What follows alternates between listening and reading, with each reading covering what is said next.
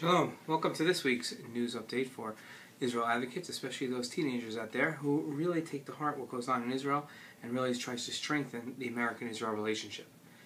This week, we find an unprecedented amount of cooperation between the United States and America. It's really something that we take for granted, but we should truly appreciate. This week, Ehud Barak, Israel's defense minister, is coming in to meet with American officials, and the topic is nothing but Iran.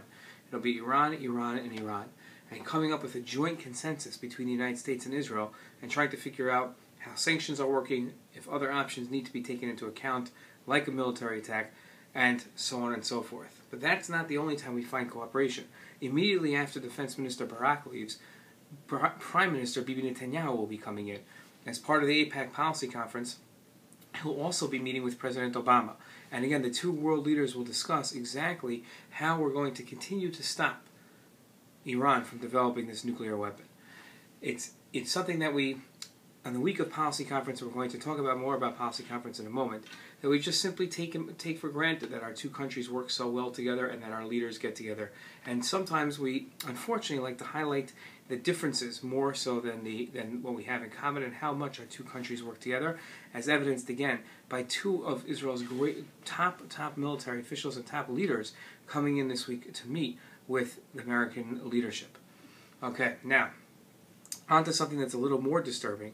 There seems to be among the intelligence community, and when we say the intelligence community, America has 16 different agencies that all report to one really administrator, which is the President of the United States. And that's the National Intelligence Agency, works and advises the President and gathers information from 16 other intelligence agencies. These intelligence agencies, it seems, are doubtful that Iran is building a nuclear weapon. Now, what does that mean? Because we seem to be convinced. We've put in sanctions, we've tried diplomatic efforts, we've had covert operations, all under the assumption that Iran is building a nuclear weapon. And all of a sudden, the American intelligence community comes out and says, we're not so sure. What does this mean? Let's do a little analysis here, and this is very important to understand. Iran has been collecting nuclear materials. They've been stacking it up, putting it together, refining their uranium in order to develop nuclear power. Now, nuclear power can be used for nuclear energy, to heat your home and light up the streets. It could also be weaponized and used as a nuclear bomb. Iran says they're merely doing this for nuclear energy. Could be. Who knows? We seem to say opposite. And why? Why are we so distrusting of them? Why are we so convinced that Iran is not looking to start a nuclear energy program, but is really trying to build a bomb? Very simply, they will not allow inspectors in. They won't allow inspectors to come look at what they're doing. And if you have nothing to hide, then why hide it? That's one thing that scares us. Number two is, up till last week, and it's going to continue, the Iranian leadership talks about annihilating the Jewish people. Well, there's only one way of doing that, and that's with a nuclear weapon.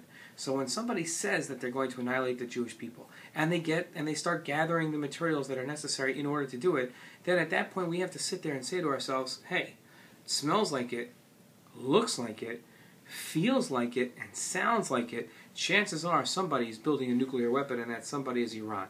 Now, why is America so hesitant to come out and say it's definitive, as the Israelis are? One very simple reason. The American intelligence community made a serious mistake in early 2003, and that is that they declared that Saddam Hussein was building a nuclear weapons program. Saddam Hussein had a chemical weapons program, and that was the justification used by President Bush to go in and attack Iran. Well, Iraq, excuse me. Well, lo and behold, what happened?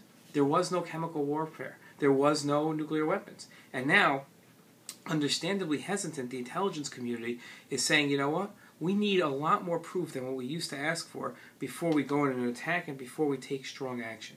And that's where you see the hesitancy on the American intelligence community to come out and say definitively, look, even though it does smell like it, and therefore it is, they're more likely to say, until we know it's a nuclear weapon, until we see them building a bomb, or until we have intelligence that says that they're trying to build a bomb, we're not going to jump to any conclusions yet.